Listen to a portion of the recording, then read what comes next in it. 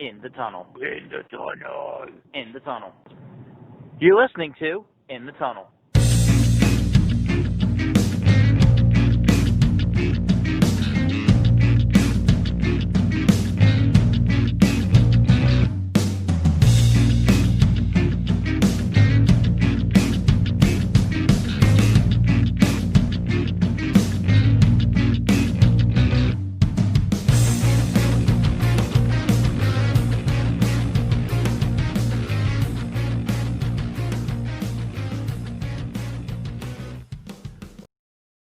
Hello and welcome to In the Tunnel, episode number 75.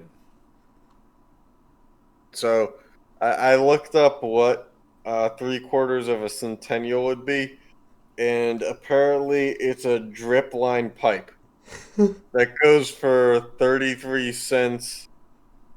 Wait, It's 3/4 inches. It's 33 cents a foot. And the brand name is Centennial. Okay. So, for those who are wondering how this starts off before the show, I asked Sean, is there, because Centennial means 100 of something, and I was saying, is there a fancy name for 3/4 of like a century or 3/4 of 100? And it turns out there's not. But this is the way we find out about this stuff is a last minute Google search. So yeah, things are looking up here. Yeah, I mean, aside from it's been a little while since even our last episode, not as long as the previous ones. Mm-hmm. But yeah, it's been a little while for us, so we're going to just kick right off. Literally. I get it. Oh, okay. So yeah, we're starting with the NFL, and we're let's just take a look at the games that aren't that are going on Sunday or Just look at all the games, just regardless of the train wreck that might be occurring in the state of Tennessee. yeah. So anyway, let's just get it out of the way. The game happened for us. So Thursday is in the past for us. So the game happened. Broncos and Jets. That night game. Have anything to say about it? No? I said, well, whatever. I mean, can you still hear me here? Yeah. Whatever's going on with this MetLife Stadium field that's like brand new this season, it needs to stop. Because not only are visiting players complaining, but I watched maybe 6 or 7 minutes of the first and second quarter, and like it's the injuries are bad. Like that wide receiver for the Jets, and I get that Darnold kind of threw a comeback route pass where he would have had to turn. Yeah. He didn't make it to the turn before his legs gave out. He just fell straight to the ground. Like, shit is really bad. Their number one pick for this year, Becton, got hurt.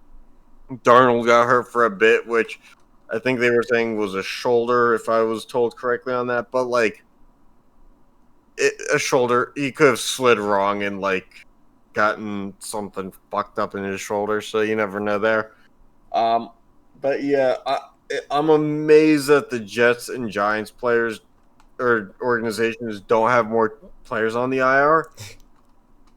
Because it seems like every team that goes and plays wherever they play their home games gets kind of sliced up. Like, look at San Francisco. Yeah. Something, I don't know, like something has to happen or about that field, or maybe it just has to get broken in some more. What do you mean broken in some more? They literally had a field from when did it open, like 2012 till now, that was working perfectly fine. And they decided to go a different direction. It must have been like the cheap ass grass that Hunter and Central used when we went there for their turf field, because this shit was. It looks the same on TV, but you can tell there's a clear difference to the players. Yeah. Players are saying it's the worst field that they've ever played on. And keep in mind, when these guys are kids, they're just playing on like basically dirt fields that have been so torn up. Yeah. All right. Let's look ahead now to the rest of the games this week, I guess. Sure. So for the 1 o'clock slot, which is most of the games, we have the Saints and Lions,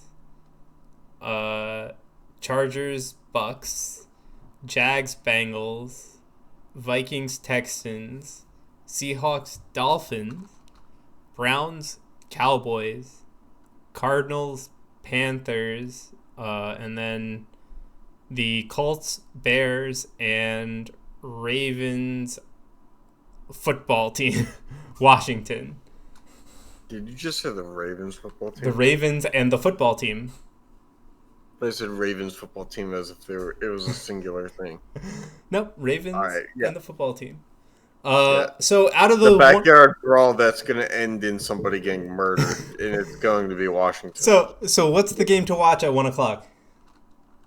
Well, it's not the Washington game. The Washington game is going to be the second thing this week in Washington that goes down. But this one not so much surprisingly. The other thing, a little bit of a surprise, but may not go down. So you can figure that one out based on context. We don't do politics. All right. Let's see. Well, the Saints. My prediction is that the Saints probably are going to be 2-2 by the end of this.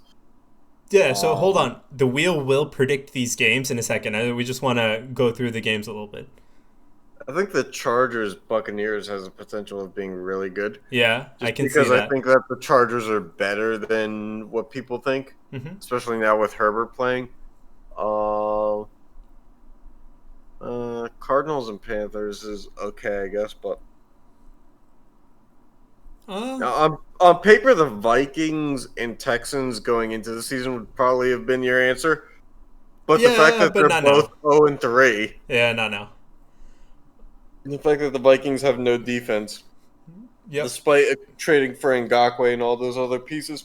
All right, let's look at the 4 o'clock games.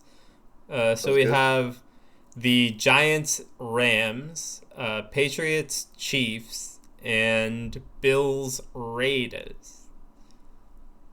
Out of these, I don't know, like, probably the Chiefs game is the one that I'll be watching. Oh yeah, there's no doubt on that one. Yeah, like I don't see the point in watching the Bills Raiders. Even though I'm a Giants fan, I don't see the point in watching the other game. The Bills have been good this year. The Bills are good enough this year that, like, if you don't know how good that they are, they're probably worth a watch just to, like, learn. The Raiders are 2-1, I think, so that could be good. Especially, I don't know. The Cowboys, or no, not the Cowboys. The Rams certainly gave the Bills a shot last week, and LA was 1-1, so it has potential, but it's probably all eyes on New England and Kansas City. Yeah. All right, and the Sunday night and Monday night games are the Eagles, 49ers, and Falcons, Packers, respectively. So, in your Sunday night game here, the Eagles, 49ers, is a game that going to the season, if all things look right with the rosters and everything like that, and everything works out to where, like, the Eagles are probably like 2-1, 49ers are 2-1, 3-0, then this is a good game. The fact of the matter is IR has taken out every weapon that the 49ers has ever had in the past 3 years, and the Eagles have Carson Wentz playing like he's 2 interceptions a game, right? I think he Doesn't has matter. like 2 interceptions. Tied with the Bengals. Tied with the Bengals. Oh. A coach that doesn't go for the win in overtime, which is really weird. But Yeah. I mean, if you don't have confidence in yourself to be like, if we miss a field goal, it's the Bengals on the other end, then you might need to just call it a season. Yeah. Because it's the Bengals. They don't Yeah. have anybody but Joe Burrow and their wide receivers. Like AJ Green is now a little past his prime, but Tyler Boyd is becoming an extreme weapon. Mm-hmm. And then they drafted T. Higgins. So, and then I guess Joe Mixon. I don't know. Yeah. But they have no defense, so. And then your Monday night game of the Falcons-Packers. Look for the Falcons to not blow a lead in this one because they're never going to have it. Oh, boy. Aaron Rodgers is playing out of his mind. Yeah, I think it's the Packers game. You know what's funny? You know what's funny is in my fantasy draft with my coworkers this year, Aaron Rodgers slipped way late in the draft. Mm-hmm. My coworker drafted Jared Goff in front of Aaron Rodgers, and I called him out for it, and he said Rodgers was a bust now. And I said, is he a bigger bust than Jared Goff? Dude, Jared Goff, what are you doing? And he said yes, and Rodgers has gone off this season. I was looking to pick up Rodgers in the 10th or 11th round of that draft because it was like he's still there. I didn't get him, but goddamn, he is on a tear this year. Because Rodgers went early in the draft that my family did. See where he went. All right, last game to cover is the Steelers Titans. Yeah, it's happening week 7 now. It's happening week 7 now. So is that their bye week or? This week is our bye week now. Well, yes, but so that was both of the teams' bye week before. So the way it happened is both Baltimore and Pittsburgh had bye weeks week 8. Yeah. So the Steelers are going to play the Ravens week 7. Now that gets moved to week 8, and the Steelers play the Titans week 7, and they have their bye week this week. Correct. Oh, and by the way, in my league, Aaron Rodgers got picked in the 14th round, 131st pick. Jeez. In a 10-team league. That's a lot. That's far. Yeah, so I got Stephon Gilmore in the same round, just to tell you how deep that was. Two. Okay. So do we want to have the wheel pick the winners, or do we want to talk about a little bit more about this COVID situation for the Titans? Let's just pick the winners, because we've had a week of the Titans organization having additional COVID tests announced every single day. It's like a multi-level marketing scheme, but for Tennessee. Like, at some point, they're going to be like, hey, Mary Kay Cosmetics, we're here to sell you lipstick. No, I don't want COVID. All right. That's pretty much how MLMs work. Pyramid Scheme 101. All right, so we're going to skip the Broncos-Jets game because that happened. So we're going to go with the Saints-Lions first. Do you want to guess what the wheel will pick, or just go along with it? Sure. All right, so we did this in home and away. So and it's the Saints. So yeah, the away team is going to win this game, which is perfectly normal. All right. The away team being the Saints. Yeah, the Chargers Bucks now.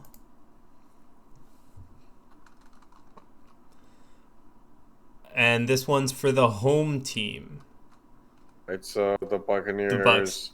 Yeah, I can see that. I was leaning towards the Bucks. I can see it too. I really don't want the Buccaneers to be good this year, but I was leaning towards the Bucks in that matchup.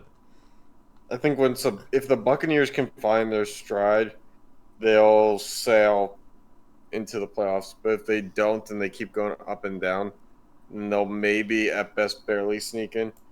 All I right. need Chris Godwin, at least for fantasy's sake, to stop Bengals getting hurt. Is saying the Bengals will take it. That's surprising. Anything to comment on that? No? I mean, the Jaguars really don't have much. But do the Bengals have more? Does anybody have less? Probably. The amount of injuries on the 49ers, you don't think they have left? I think they have more left on defense than the Bengals do on offense. All right. The Vikings-Texans. It's a home crowd today. It's the Texans. Let's not. I mean, home crowd is a little bit insulting to people who can't go to games, huh? True. You can go to games in Texas, though. In Dallas, yeah. I don't know that. I thought Houston did too. Well. I don't know. I haven't watched a Houston home game yet. Oh, okay. All right. Seahawks, Dolphins. The Seahawks take it. Yeah, Russ cooking. Russell Wilson is on a fucking tear. All right. If the Cowboys aren't this one, then I don't know what's going on. Yep. The wheel says the Cowboys will take it. Okay, so the wheel's just going back and forth, which means 6.25 second wheel spins are not very productive when there's only 2 results. Yeah, I mean, we're getting actually a lot of homes because this is saying the Panthers will win. I don't think so. Yeah, I think so. I think we've gotten more homes than aways. Anyway, on to I just mean I don't think that the Panthers are going to win. Oh, okay. I'm not really sure. Anyway, on to the Colts Bears. Boy. The Colts are not great, but the Bears are still not good despite being 3-0. Yeah, well, they're going to be 4-0 apparently. Sure. The next New England Patriots have a quarterback change that almost cost me in fantasy last week because I started Trubisky. Oh, really? All right. It wasn't doing that bad statistically. Yeah, Baltimore and Washington. Better than Kirk Cousins. Washington. The Washington football team. Washington is going to lose. Not according to the wheel, dude. The wheel doesn't know what it's doing. All right, LA and New York. LA. Does the wheel know what it's doing? Good. Yeah, it clearly does in this instance because the Giants are terrible. Yeah. And Sterling Shepard. Take the Giants, the Jets, and their grass, put it in a bowl, and just light it on fire because they all need to go down. Oh, all right. Patriots, Kansas City. Kansas City is my pick. The Patriots is the wheel's pick. Bills. Look, Cam Newton, as good as he's been so far this year, like, they can't do this whole, like, lean on the run game thing that they did to beat the Raiders when Mahomes and all those weapons are healthy on the other side of the ball. Yep. I agree. The Patriots receivers don't scare me. Yeah. But the wheel says Edelman and then nothing. And Cam would rather run, so. Yeah. All right. Bills, Raiders. I'm going to say Bills in this one. The wheel's going to say Bills in this one. Yeah, makes sense to me. The makes Bills sense are a to really me. good team. All right. The Sunday night game. If the wheel doesn't pick the 49ers, no, it's going to pick the Eagles, I think. What do you say about that? I mean, the 49ers are... I think this is the Eagles' best chance at winning a game. Yes, I agree, but it's also... They still have a lot of starters. The 49ers can't say that. I mean, their one starter is throwing one of their starters is throwing 2 interceptions per game. You're going to tell me that are you really going to guarantee to me that Nick Mullins isn't going to throw 2 interceptions in a game? No, I'm not. All right, and the Monday night game, we are saying Packers. The wheel is saying Packers. All right. So I think the wheel did a pretty good job. I think so too. By the way, last week, Mullins had an interception, so 2 is not out of the realm of possibility. Yep. And speaking of injuries and injury replacements, moving on to our next dive, 175 NFL players are on IR right now. So if you're watching the VOD, then you can see this giant list that's very small. Dude, there's no way I could trim the fat on this thing.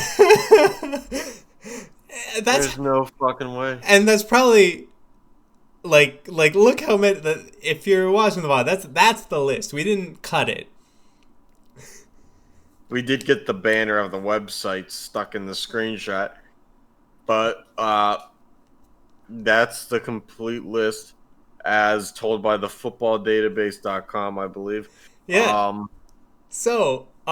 And it is up to date because our high school classmate Matt Ioannidis was on the list. He went down this past week with torn triceps. Yeah.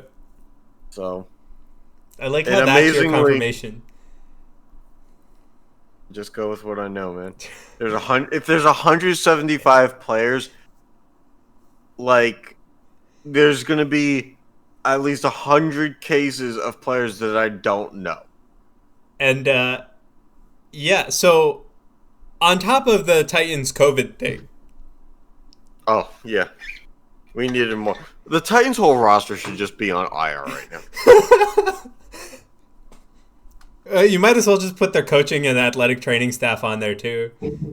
Which, by the way, in fantasy football for Yahoo, they are not giving you COVID bench spots for postponed games.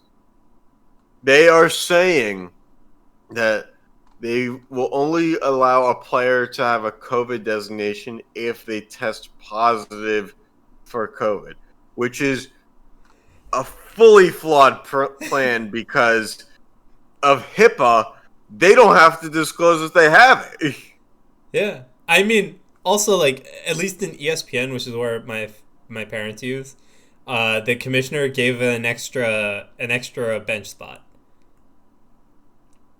to the whole league this year. So IR slot was just full with Dallas Goedert. That's all I have. I had to drop a safety to make room for a kicker because of the postponed game. Could you just switch out your kicker? I'm not dropping Boswell, man. This is a Pittsburgh league. Someone's going to take him. Oh, okay. Anyway, so I got Mason Crosby, though, so I'm okay. All right, yeah. I mean, you also have a 10-team league, so there's only 10 kickers taken. As far as we know. Yeah, anyway, like, you got the Broncos with 11 people on the IR. Yep. That's one team. And then you have the Steelers. That's a fifth of the roster on IR. A fifth of the roster. And then you have the Steelers with 2. Yeah. And the 2... I don't even know who they are. Oh, Zach Banner and...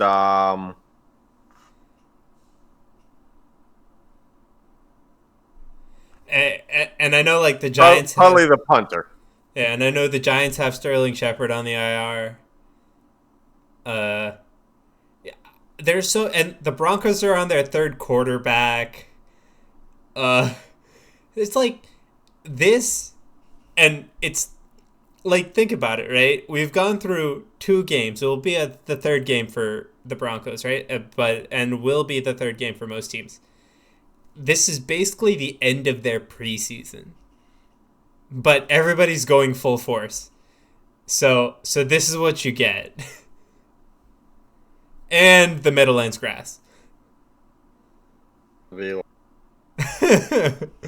So yeah, it's just like I think that I think that like in the next few weeks we'll start seeing less and less people get onto the IR. So as people get off, the list will shrink. But we just wanted to bring awareness to it's like that many people are on the IR, players are on the IR. Yep, I found out who the second one was. Steven Wisniewski, backup offensive lineman. Oh, okay. He's from here though, so it hurts, man. It hurts. All right. Yeah. Anyway, on to college football. So, the big news here is the Big Ten entered the top 25 this week, right? And the Pac-12. And the Pac-12. But in their one spot, because the Pac-12 only is Oregon. They really should have just said that the Pac-12 would stay shut down, but Oregon would play. Because that's all the Pac-12 really is. Yeah, and like they haven't played any games yet, or they've played one or haven't played any. They have not played. They have not played any games yet. They're not coming back until like November. And they're in the top 25 already, guys. So, yep. So if you look, keep in mind, Ohio State also jumped to number 6 without playing a game. Yeah, but okay. So if you look right on the in the week 3 top 25, you have Pitt at 21, right? In week 4, when they're just announced they're gonna play, right? Pitt's at 24. Yep. Despite the fact that Pitt played number 24 Louisville, won, and moved down in the rankings 3 spots.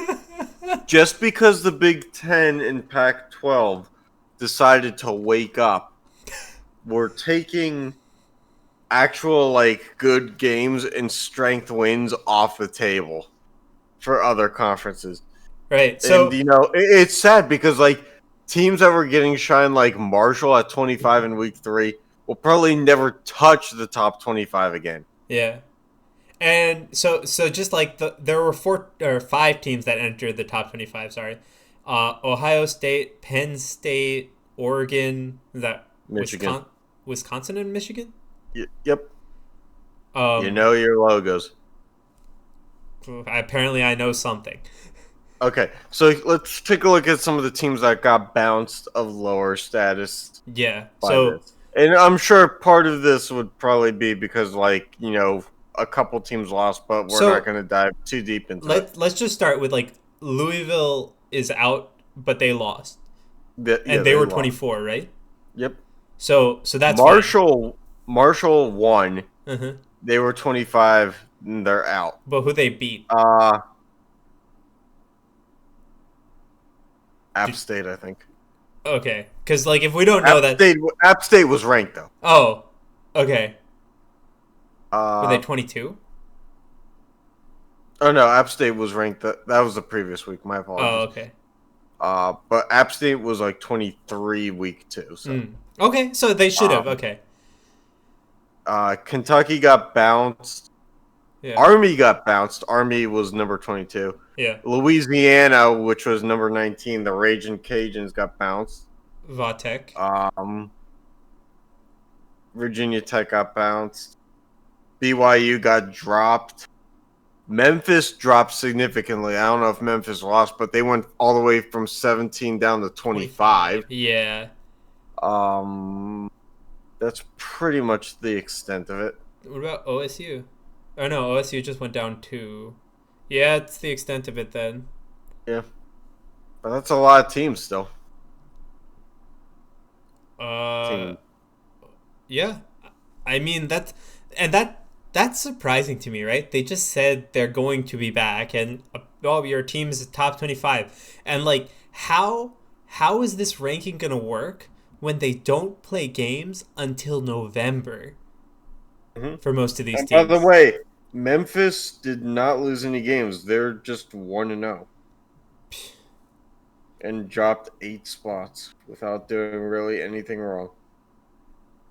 But like it just doesn't make sense, right? Like you have Penn State at 10, right? They're not going to play a game for a little bit. So We have another 3 weeks. They have 3 weeks till they play a game. What's going to happen to their ranking? Like, teams are going to move around them and they're just going to stay at 10? Or are you just like, I don't get it.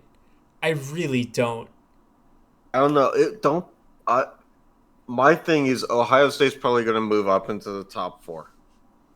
Like, somebody's going to lose a game, and Ohio State's going to be automatically in playoff picture without a game. Yeah, and the other thing is, when does the season end for these guys, and how many games are they actually playing? They're not going to have a bye week. They just go straight into playing against their conference.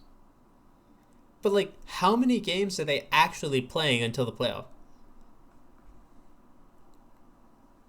Because, I couldn't tell you that. I've probably 7. Yeah, but, you have the rest of these teams that have been playing that will definitely have more than 7 games on their sheet.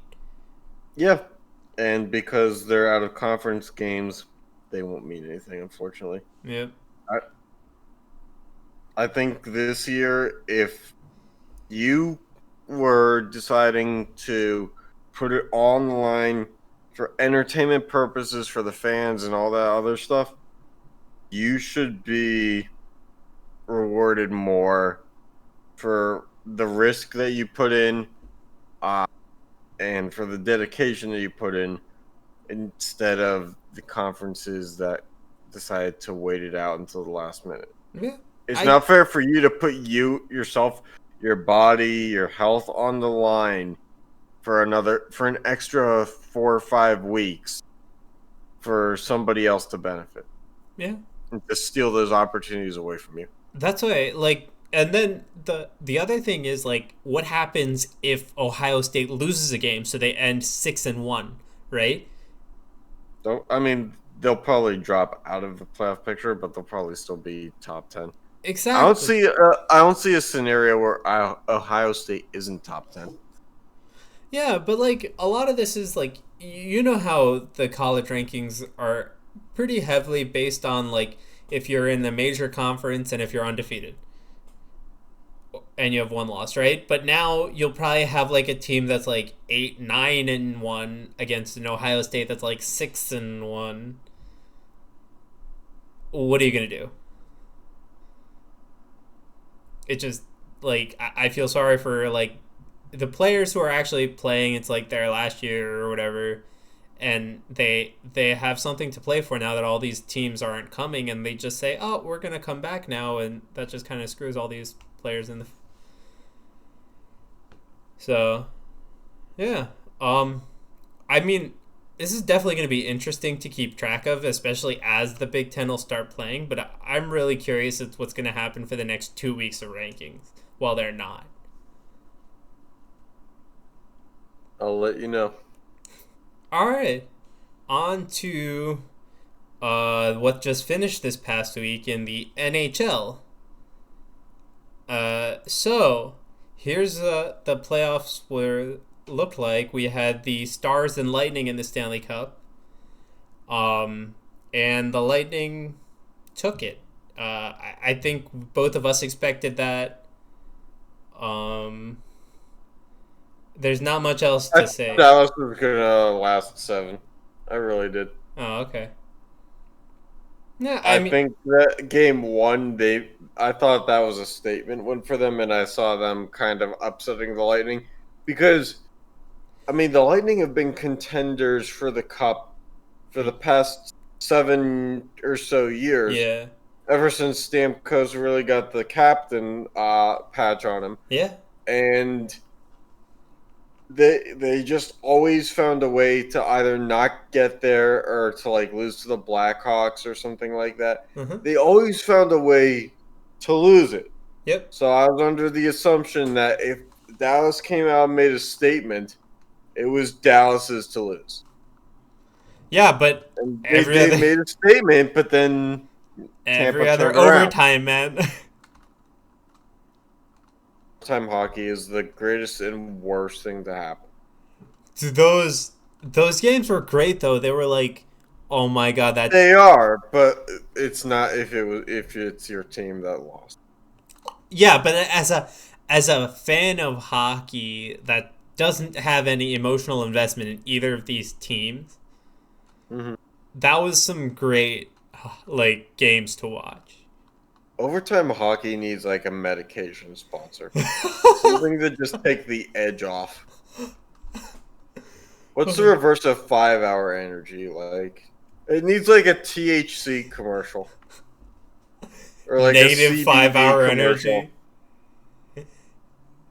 If the NHL could partner up with a marijuana company. Yeah, it's not happening for quite a while.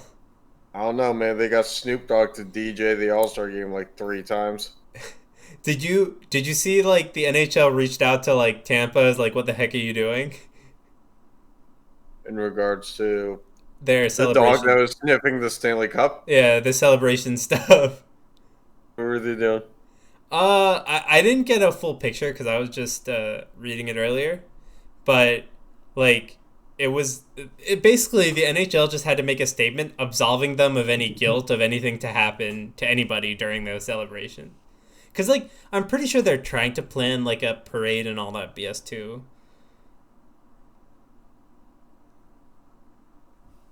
So after all this bubble shit, they're gonna go home and have a parade.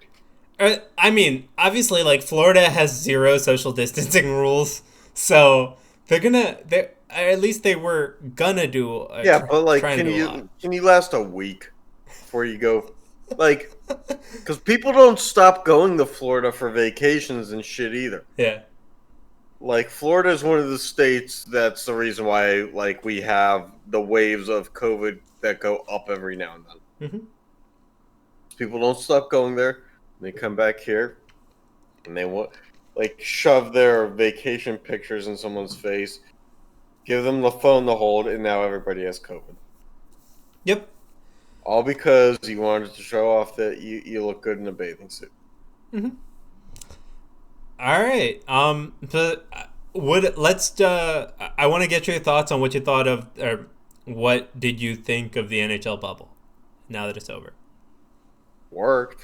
That's all I care about. It worked. The games were great. Aside from that one midday game 7, I have no problems with that bubble. It worked. The games were nice. Other one, and the play-in round where the overtimes went so deep, where they had to reschedule a game. Yeah.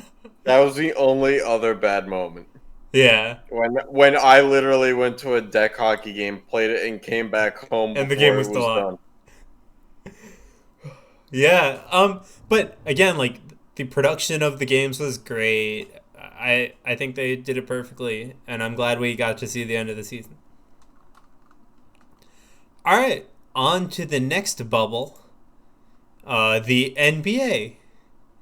So, here we have the NBA Finals of the Lakers and the Heat.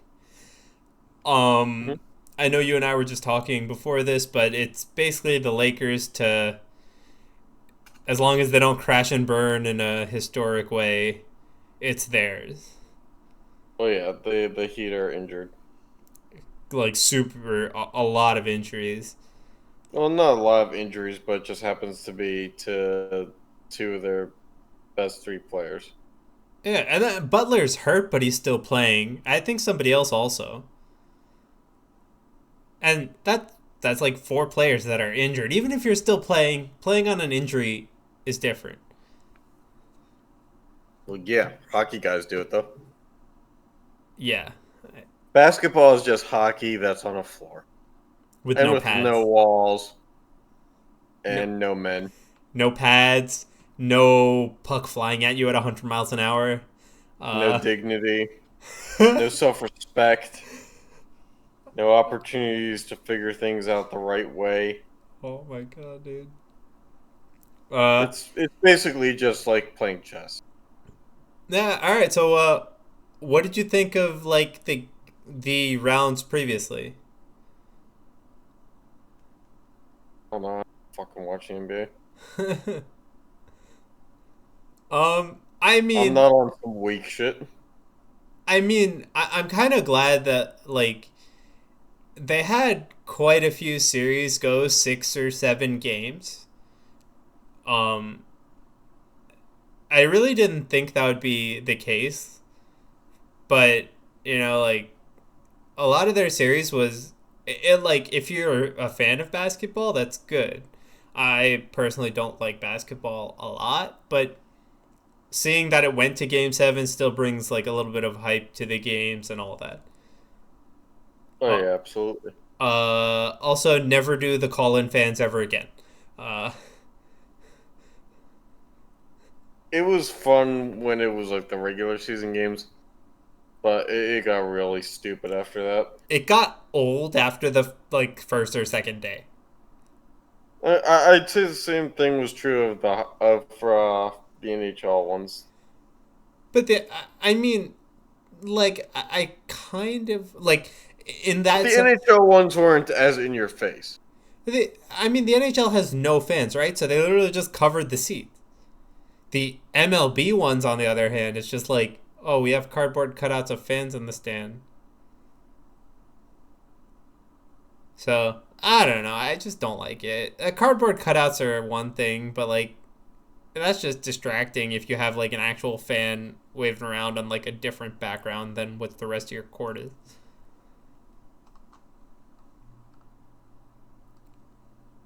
Yeah. And congrats to the NBA for changing the court.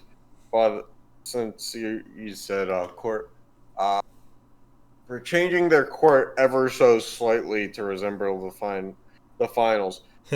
We really needed the baseline to be red and blue. Ooh boy. Fucking keep the same floor. You don't have to waste money like that. Alright. On to the newest bubble, the MLB, which isn't even bubbling, the bubble is not fully there yet. So oh no, it will be after tonight. So the bubble will be started after tonight when all the teams get there. But yeah, the wildcard games are done. And no. After tonight they'll be done, but the only surprise is really the Marlins, I think, made it through. The Marlins swept the Cubs. Yeah, but that's the only surprise. Like, that should make you think about life in 2020 right there. The Cubs lost to the Marlins, which, by the way, a 3-game series. The Marlins have never lost a playoff season or a series. They won the World Series in '97. They won the World Series in 2003, and then they won this round.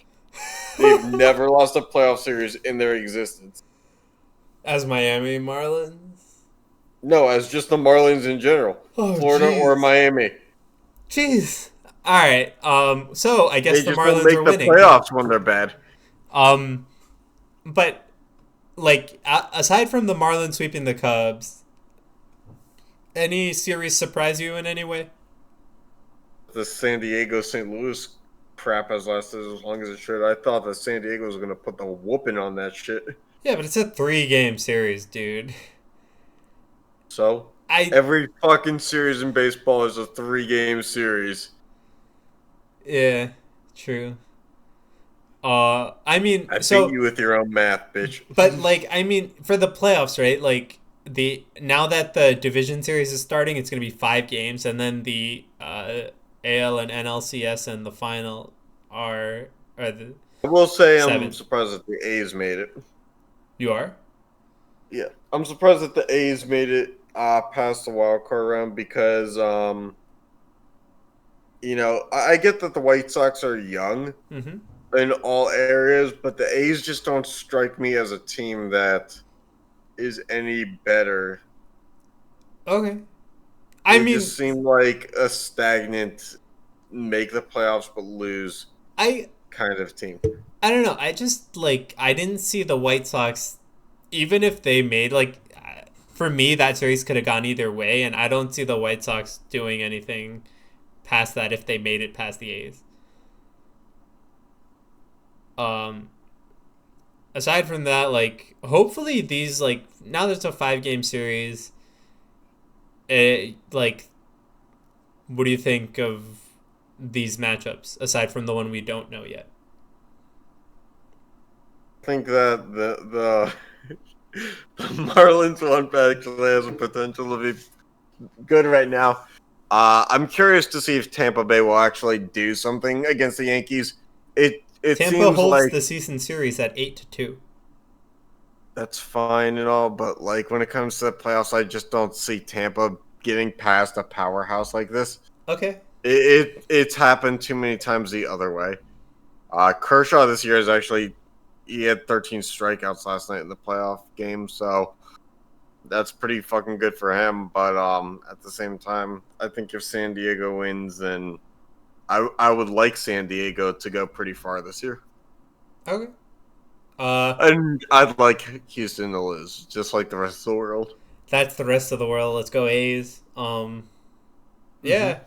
I don't I don't know. think it's gonna happen like that, but like I said, I don't believe in the A's to make it to the CS.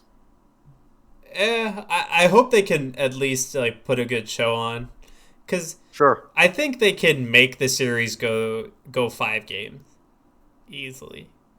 I don't know if they'll win the 5th game, but I think they can make the series go 5 games. Yeah. All right, on to Jeremy, you have something to ask? A lot of questions. I have a lot of thoughts.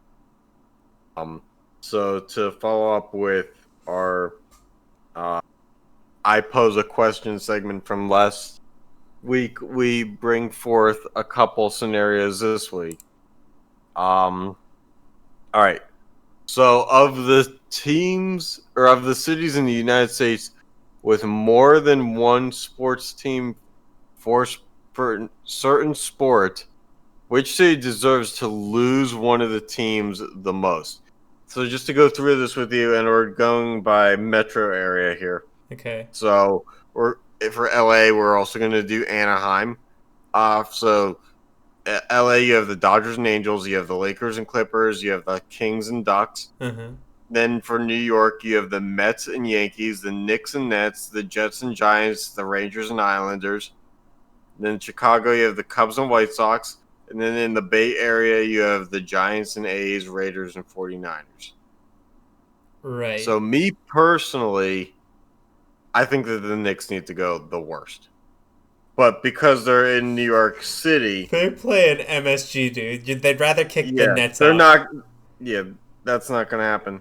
I feel like in Chicago, the White Sox are probably pretty close to just being phased out because of the Cubs being so overpowering in prominence. But if I had to give you a final answer, I'd say it's either the Angels or the Clippers. Yeah, I was thinking the Clippers. Well, the Clippers now are at partial relevancy. Okay. But the Angels, it's like they have Mike Trout and they still just can't do it. Yeah, but again, I don't know. I think that it was the Clippers. Like when you first asked that, the first team that came to mind was the Clippers. I don't know why. Oh, yeah. It just did. Yep. Okay. Well, that question was pretty easy. Then we'll move on. And the Clippers are getting put in the Pacific Ocean. All right. Maybe they'll come back as the first European team in pro sports. All right. You have another one? Oh yeah. Let's see here. All right. So now I ask you this. Uh-huh. We've seen that the NFL has 32 teams. The NHL will have 31 or 32 teams once Seattle will make it 32. Up and running. MLB has 30. So expansion is not foreign to sports in the past 10, 15 years. But the NBA is a team hasn't had one since Oklahoma City, but that wasn't really an expansion. They relocated from Seattle. Right. So if they were to expand, which 1 to 2 cities would be the most deserving? They have 30 teams, right? They have 30. I think they so go let's 2 hypothetically cities. make it. let's hypothetically make it go to 32. I think they put a team back in Seattle.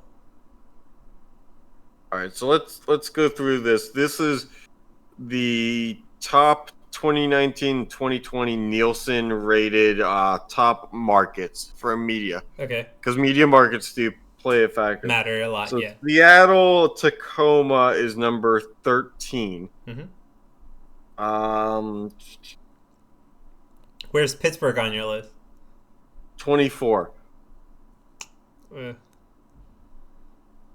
But just to let you know, Charlotte, who already has an NBA team, is 21.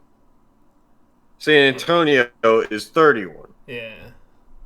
But San Antonio's been there. Vegas is 39, and there's been talks, and the NBA put an All-Star game there once. Yeah, but the thing with Vegas is its media presence doesn't matter as much as like the fanfare of like going there, right? Because assuming everything opens back up, right? Even if you look at the hockey team in Vegas, right? They put on a show, so people want to go watch it, right? It's not about the concurrent viewers from it is about the concurrent viewers from Vegas, but it's also about the show for the people who are just flying in for the weekend or whatever. Yeah, well, we're in a pandemic. Nobody's going to Vegas. Yeah, I said when this ends, right? That is Vegas's goal. Oh yeah, you can't have an expansion team during a pandemic. Let's not be stupid here. So yeah, the top media market in the country that doesn't already have a team other than Washington D.C. because of the Wizards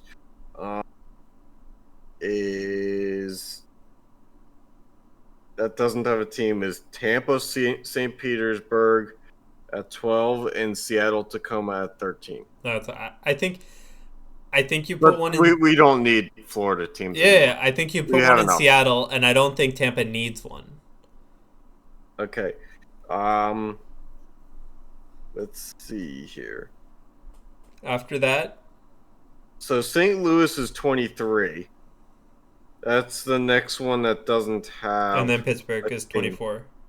Yep. And then Indianapolis, but that's really just Pacerland, is 25. So what? Then Baltimore is 26, and then RDU in North Carolina is 27. Raleigh Dickens? RDU is 27. No, Raleigh Durham. Raleigh Durham. What the heck was I talking about? Yeah. So my other question is, where do these teams need to go in terms of conference and division?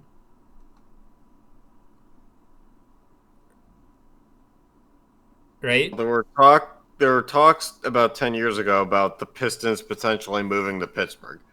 I found that out today. I don't. So that would have kept them in the Mid-East or whatever the fuck. I don't think a team in Pittsburgh is the wrong idea. I think it'll work, right? Mm-hmm. I mean, Pittsburgh has shown to be super behind its teams. As long as the teams are behind them. Sorry, Pirates. They don't invest in us, we don't invest in them. Right. So I think that it's a fine market. But if the NBA were to invest in us, for at least for 5 years, we'd invest in them. Yeah. But I think you'll get the teams will get fans and be profitable, and if the owners of that team invest in the team, in Pittsburgh's case they'll follow. In Seattle's case, I'm pretty sure they will also. I don't see a problem with either of those places. I think we've agreed Seattle for one of them. Yeah. If we were to keep it going and create a 32nd team, do you go St. Louis, Pittsburgh, Baltimore? I don't think you go Baltimore. Nashville's 28. And that kind of gives more of a southeastern presence in the northern southeast than, because once you get into the Florida region, you have a lot, and you have a team in Atlanta, but when you hit the Carolinas and Virginia, you really don't. You only have Charlotte, right? You have Charlotte, and I guess technically the Wizards in DC, but that's really just that's just Northeast, extended at that point. See, the thing is, I don't know how a team will do in Nashville. Like, I mean, they got behind the Predators when they were good, but when the Predators haven't been good, it's lackluster. It's really lacking. That's the problem, though. Like, you like in Pittsburgh, right? You're behind the team because they try, right? Even when the team does bad, because the team's not going to be good. Like, they have dynasties, right? This town is so attached to the sports teams that it's like if the Penguins aren't playing, these people just need a reason to go to the same arena. Yeah, but the thing is, right? If in sports though, like you have ups and downs, right? You have like even the Rangers, right? They just got rid of Lundqvist. Sure.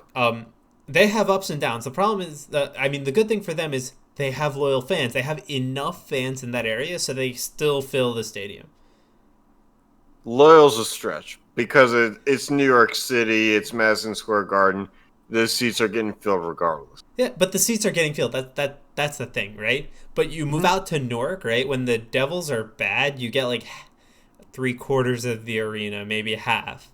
Well, it's because it's Newark and the games are played at night. Yeah. No, but for people who listen, because we have a base of people that listen all over the world, Newark at night is a bad idea. Is a bad idea. It's a bad idea. It's a really bad idea. Yeah. You might as well park a town over and take the train if you're going to a Devils game, because it's a really bad idea. Yeah. I mean, okay, to be fair though, Newark has gotten a little bit better around the stadium at least. Like around the stadium, walking to the train station and a couple blocks in all directions, it's gotten a little bit better. Yeah, it's become urbanized. Yeah, and like so it's not as bad as it was when we were kids. It's still not like great though. I'll never forget when I played that travel basketball game on like a YMCA in Newark on like the 7th floor of a rundown building. Like it was basically like if you envision like an old basketball gym in like a 70s movie with like the fans that are like built into the wall twirling. It was that. It was actually that. It was borderline like aircraft carrier kind of like All right, though. Let's get back onto topic, right? I don't think you put a team in Baltimore. I'm skeptical about a team in Nashville. If you don't put a team in Newark, you definitely don't put one in Baltimore at night. And then so that leaves St. Louis and Pittsburgh from our list, right? Unless you want to go deeper. No, I don't. We're not giving San Diego a team. California has enough. No, they have too many. Yeah. The only one I'll add, and I also want to keep in mind, Milwaukee has a team. They're number 35 on this list. Mm-hmm. Kansas City at 32. Minnesota. Kansas City is potential. Minnesota is like Canada. So. But but Minnesota in itself, Minneapolis is number 15 in media market. Okay. Milwaukee is 35. Yeah, but still, it's like Canada, so it's fine. So again, I propose to you between Pittsburgh, St. Louis, and now Kansas City. I don't think you take Kansas City either. I could see it, but I don't think so. I think you stick to St. Louis or Pittsburgh.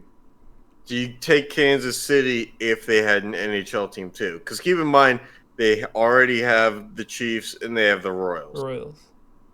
If they had an NHL team, see, the thing is, they already shown that they can handle 3 teams. Do you give them a 4th?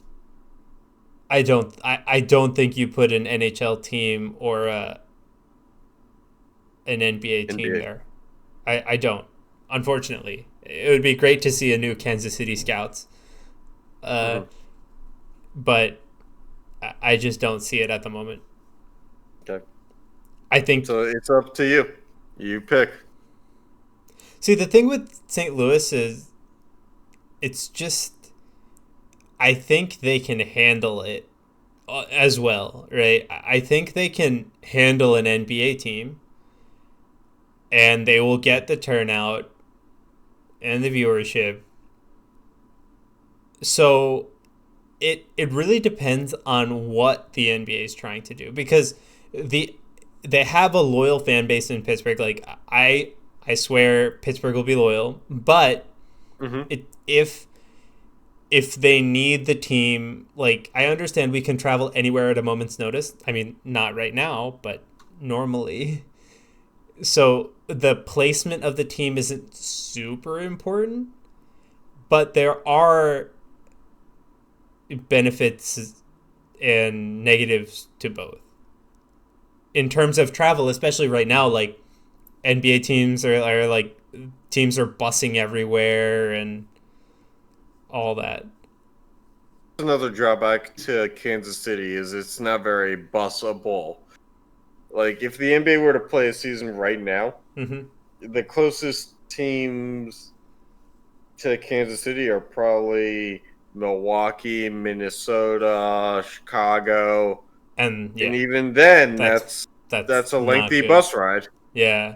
So like that's probably 9 hours at least. So that's my point, right? Like even in that sense, right? I think like if you're just looking at now with like team proximity, what do you think has better team proximity? Because I don't think it's Pittsburgh. In terms of what? In terms of proximity to other teams that they would Pittsburgh play. Pittsburgh would have Cleveland right next door. 6 hours. They would have the Sixers. Yeah, that's like 3 hours away, so that's fine. And then DC's like 4 hours away for the Wizards. Then it gets a little bit trickier. I'd say about 7 hours away are the Knicks and Nets. Yeah, it's like 7.5 hours. And that's a full day right there. Charlotte's probably 9 days. Charlotte's probably 9 hours. So, and that's a full day right there. Like, so if, like, the point is that it getting any better for St. Louis? I don't know. Is it like they still have like? I mean, you have Milwaukee. You have I don't know if it. See, the thing is like I don't know if it gets better, but again, and we're not really supposed to be planning around like this. Milwaukee to St. Louis, just to let you know, is 5 hours 40 minutes. Yeah, I'm gonna say if it's like, if we're gonna go, it's like 6 hours or under, around 6 hours or under. That's like okay.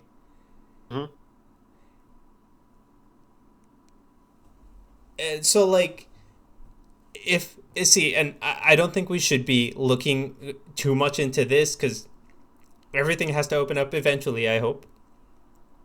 I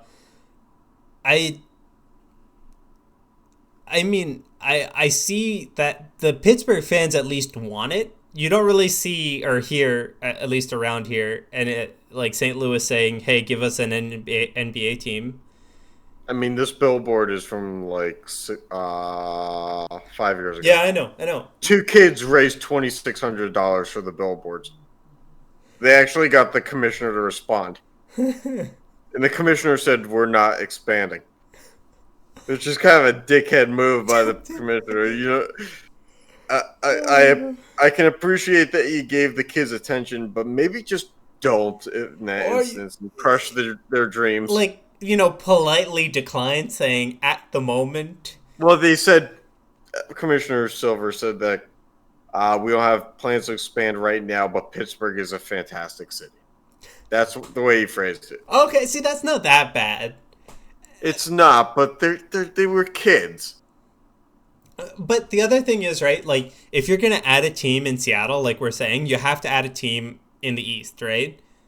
Oh yeah. So I think if you're going to add a team in the East, the Pittsburgh is the better spot for it than the Midwest of St. Louis. Well, I mean, they moved the Grizzlies to the Western Conference. So Memphis, right? So if you were to move the Grizzlies to the Western Conference, St. Louis is going to have to be in the Western Conference. I mean, it's basically the same. So if you move the Grizzlies back to the East, you can put a team in St. Louis. Grizzlies don't want to be in the East. I'm just saying, that's the only way. I'm not saying that's the right way. So, I mean, I would... It's not the right way. Put it in Pittsburgh if they need an East team. That's it. All right. Anything else? No, I think we covered what we needed to. So, I think at the end of the day, it's Seattle and probably Pittsburgh. Yeah. Maybe St. Louis. I think, see. Yeah. If you do map these out, there's pictures online of actual maps. Mm-hmm. When you look at the coastal United States on the east, and then up by Lake Erie and the Great Lakes, putting in Pittsburgh would basically be putting something right in the center of all that stuff. And if you were flying, that's the most convenient because right in the middle of everything. It's probably equidistant flight for a lot of these places. Yep. But if we're talking drive commute, then it changes. Both places are a little tough, but flying wise, it's a difference of an hour or two. But yep. All right. All right. Thanks for tuning in, and we'll catch you next time.